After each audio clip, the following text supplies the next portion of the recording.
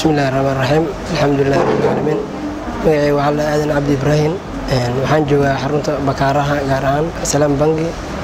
waxaan meeshan u imaaday in la isiyo qardo xasan lacag oo waxba aan saarneen waxaan u maadcelinayaa shirkadda Salaam Bangi sidii aniga waxaan marwayaa tookadii labaad waayo oo qardo xasan la isiinayo kulley waa ku mahadsantahay shirkadda qardo xasanka ay siisay dadka dhan inay isii doonto umalena kulley insha Allah wixii tabaysan dadka ganacsiga gaaban inay soo korisiirto shirkadda insha Allah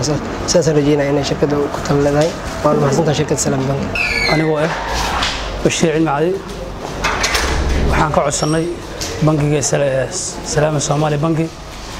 in lacag qardo xasan ay nasiyaan annagana ay diin ugu tahay sida u dhaqsiyaha badan la iska soo gudno boqolkiiba boqolna bangiga waa mahadsan yahay wixii codsiga aan u soo dhiibanin ayagana waa naga aqbaleen annagana sidii deyntaas oo nolol siiyay sidii ma arkin oo noogu qoran tahay warqadaha inaan ku bixino insha Allah ta'ala hal marna ma dhowr mar aan qaadanay mar walbaan imaanana saasaan loo qabilaa marka boqolkiiba boqol waa mahadsan yahay bangiga